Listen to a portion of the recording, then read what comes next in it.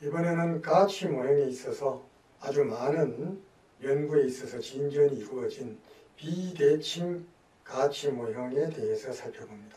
비대칭 가치 모형이라고 하는 것은 블랙 피셔라는 사람이 1976년도에 쓴 The Pricing of Commodity Contract라는 이런 논문에 기반을 두고 있습니다.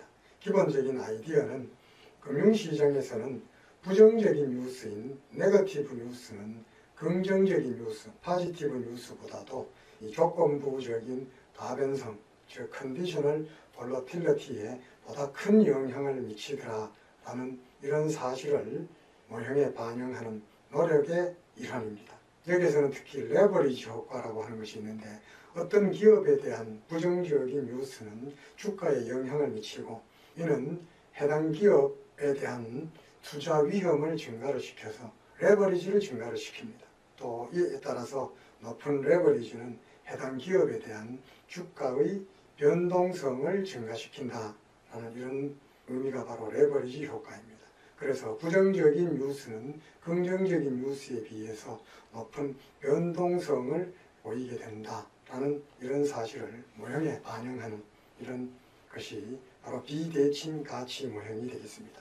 지금까지 살펴본 가치 모형에서는 부정적인 뉴스이건 긍정적인 뉴스이건 모두 동일한 효과를 가져오는 것으로, 다시 말하면 대칭적인 효과, 시메트릭 이펙트를 보이는 것으로 이렇게 간주를 했습니다만 바로 지금부터 살펴볼 비대칭 가치 모형에서는 부정적인 뉴스와 긍정적인 뉴스는 비대칭적으로 영향을 미친다.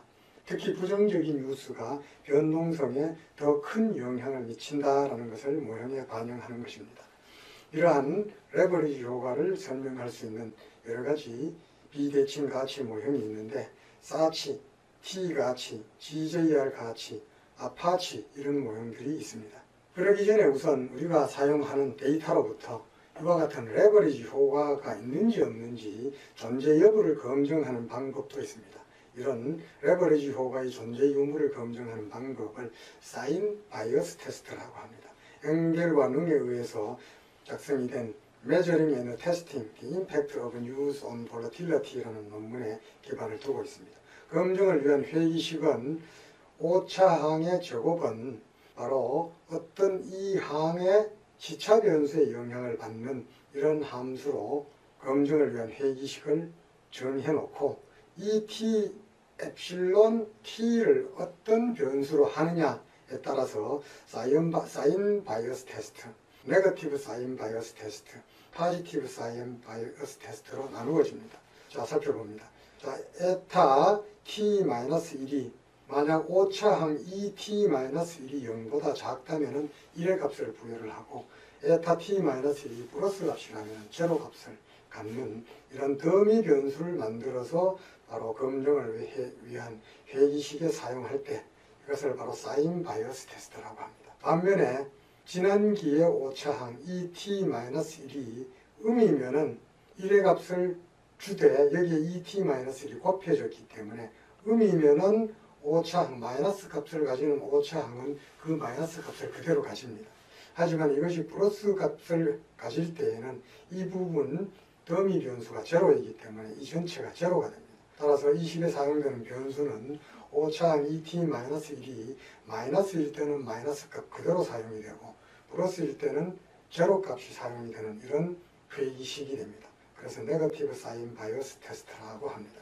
이번에는 포지티브 사인 바이어스 테스트는 여기에 사용되는 에타 t-1이 만약에 이 t-1이 플러스일 때에는 이 값이 1을 갖기 때문에 플러스 값을 가지는 이 t-1이 그대로 사용이 되고 이 t-1이 마이너스 값을 가질 때에는 0의 값이 사용이 됩니다. 따라서 포지티브 사인 바이어스 테스트는 바로 이러한 변수 ET-1이 플러스인 변수만을 사용을 하고 마이너스인 값은 제로를 사용을 하는 이러한 회의식이 되겠습니다. 그런데 엥겔과 응은 이 세 가지 효과를 동시에 하나의 회의식에서 설명을 하는 이런 방법을 사용을 하고 있습니다.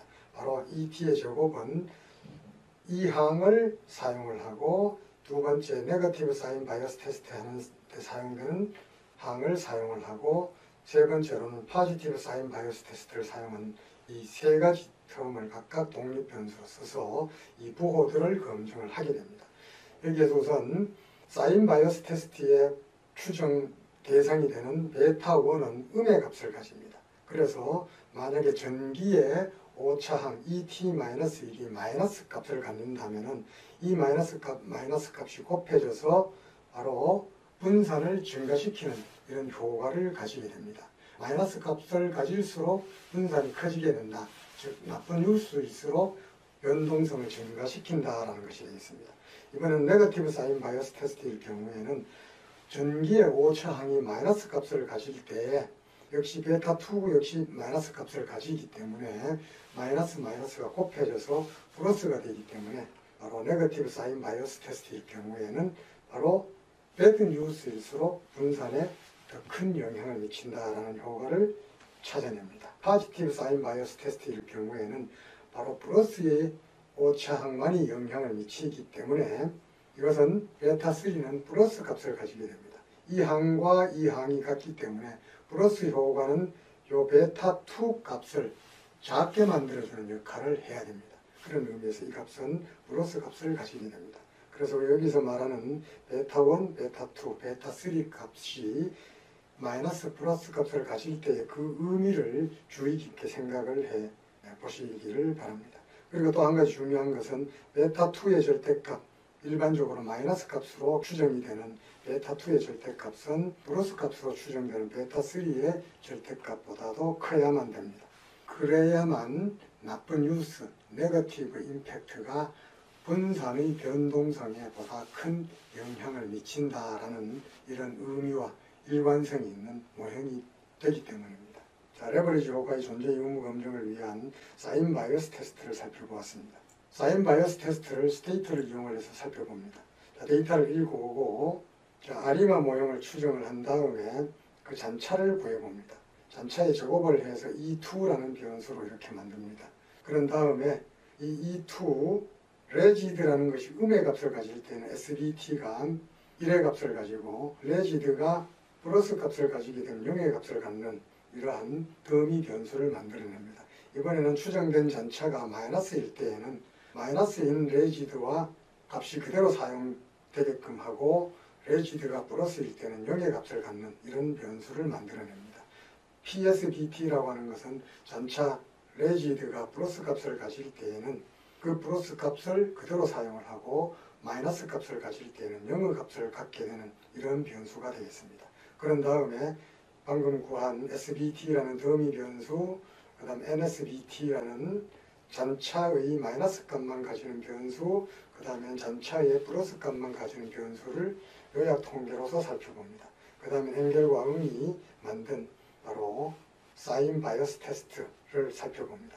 이 디시주얼에 제곱을 한 이 두 변수를 SBT, NSBT, PSBT의 시차 변수에 대해서 회귀 분석을 해서 그 회귀 계수의 사인과 또 이 두 변수의 상대적인 파라미터의 크기에 대해서 살펴봅니다. 자, 서머라이즈 통계를 보았을 때 SBT라는 더미 변수는 최소값이 0, 최대값이 1인 이런 더미 변수로 되어 있다는 것을 알 수가 있습니다. NSBT는 마이너스 값을 가지고 플러스 값이 없다는 것을 확인을 할 수가 있습니다. PSBT는 0과 플러스 값만 가진다는 것을 확인을 할 수가 있습니다. 그 다음에는 사인 바이어스 테스트를 한 결과입니다. 우리 검증 통계를 위한 회귀식에서 한번 살펴봅니다. SBT 부호는 마이너스 값이 나왔습니다. PSBT에 대한 부호 베타2는 역시 마이너스 값으로 마이너스 1.43이 나왔습니다. 이번에는 베타3 값으로 플러스 값으로 0.6이 나왔습니다. 그 다음에 이 베타2와 베타3의 절대값을 보면은 바로 베타2의 값이 더 큽니다. 따라서 우리는 이 식의 검증을 통해서 우리가 사용하는 이 데이터에는 바로 에이시메트리 현상이 존재하는구나 이런 것을 확인을 할 수가 있고 그에 따라서 에이시메트리 가치 모형을 사용할 필요가 있구나 라는 것을 확인을 할 수가 있었습니다.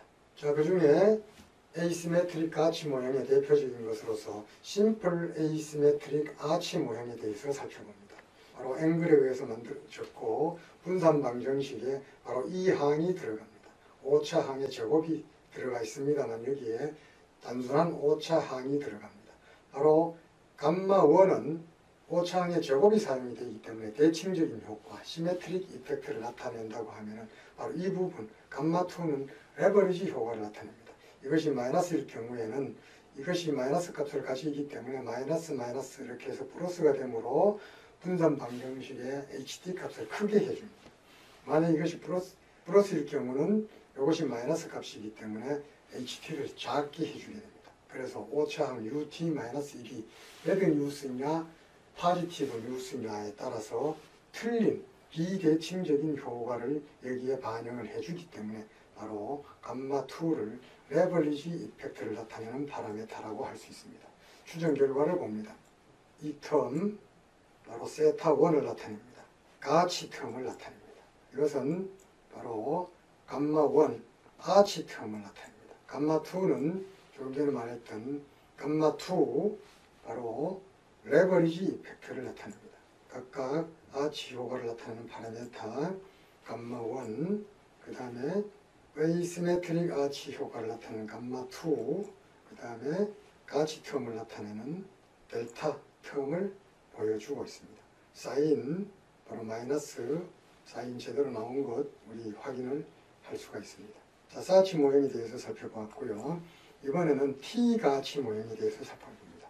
T 가치 모형은 자코이안 마이클에 의해서 만들어진 모형으로서 분산 방정식은 이처럼 UT의 절대값을 감마1 파라메터로 이렇게 추정을 하고 UT의 바로 플러스인 값을 이렇게 사용을 해서 더미 변수를 사용을 해서 이것과 곱해진 항을 감마2로 이렇게 추정을 하게 됩니다. 그래서 감마1은 절대값을 취하고 있기 때문에 굿 뉴스, 배드 뉴스 모두 대칭적인 효과를 설명을 해주고 있고, 이 부분은 바로 지난기의 오차항이 마이너스 값이라면 이것이 0이 될 것이고 플러스 값이라면 1의 값을 갖기 때문에 플러스일 경우는 이것이 추정된 이 값이 마이너스 값을 가짐으로 인해서 HT를 줄여주는 소위 레버리지 효과가 작동하는 이런 모형이 되겠습니다.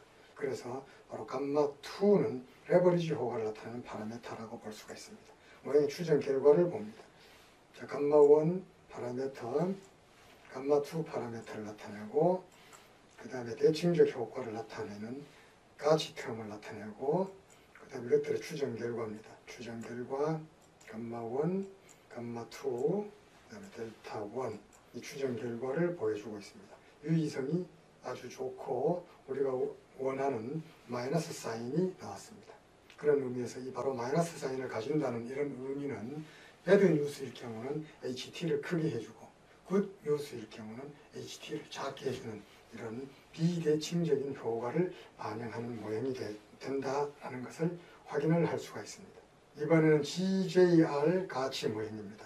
글로스텐, 야가나단, 그 다음에 렁클 이 세 사람이 만든 모형으로서 GJR은 이 저자들 이름의 약자를 딴 모형이 되겠습니다.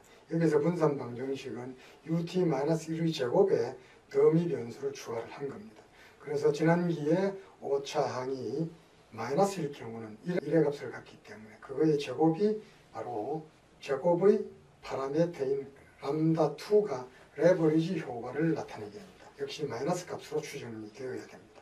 그런 반면 람다1은 대칭적인 효과를 나타냅니다. 추정된 결과를 봅니다. 자, 대칭적인 효과, 아시메트릭 이펙트를 나타내는 아치텀, 그 다음에 레버리지 효과를 나타내는 감마2 텀, 그 다음에 우리 가치 텀, 그거의 추정 결과를 바로 여기에서 이렇게 확인을 할 수가 있습니다. 역시 레버리지 효과를 나타내는 이 부분 마이너스 값을 갖는 파라메터로 추정이 되었고 각 파라메터 추정치의 p-밸류는 0으로서 모두 유의합니다. 이번에는 아파치 모형, 에이시메트릭 파워 아치 모형에 대해서 살펴봅니다. 엔겔에 의해서 만들어졌고 분산 방정식은 바로 이와 같이 식을 트랜스포메이션한 이런 형태로 나타냅니다. 레버리지 효과를 나타내는 것은 바로 이 안에 있는 람다2가 되겠습니다. 자, 람다1, 람다2, 그 다음에 가치 텀, 그 다음에 여기 나와 있는 y는 바로 파워 텀을 나타냅니다. 자, 아파치 모형에 대해서 살펴보았습니다. 이번에는 뉴스 임팩트 커브라는 것에 대해서 살펴봅니다.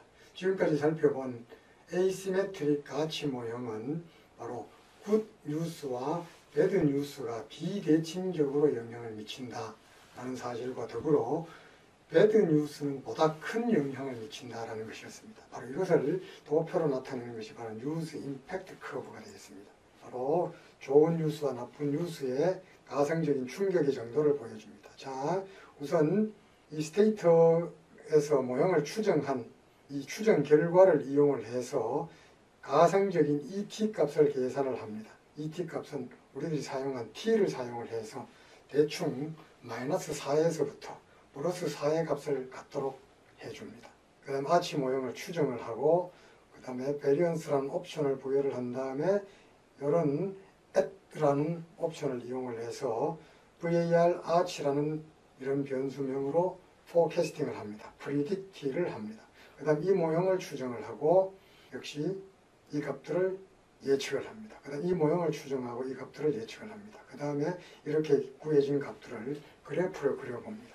그래프를 그린 결과를 보면은 이 세 가지 모형에 따라서 에타 t 값이 즉 지난기에 배드 뉴스일 경우는 이 t 값이 마이너스 값으로 큰 값을 가질 때 이런 충격이 오게 되고 그 다음에 포지티브한 이런 충격이 가해졌을 때는 이것보다는 작은 이런 충격이 가해진다라는 것을 알 수가 있습니다. 그래서 배드 뉴스가 굿 뉴스에 비해서 분산에 보다 큰 영향을 미친다라는 것을 확인을 할 수가 있습니다. 바로 이런 커브를 뉴스 임팩트 커브라고 합니다. 나쁜 뉴스가 좋은 뉴스보다 분산에 더 큰 충격을 준다라는 그런 그래프를 뉴스 임팩트 커브라는 이름으로 그려보았습니다.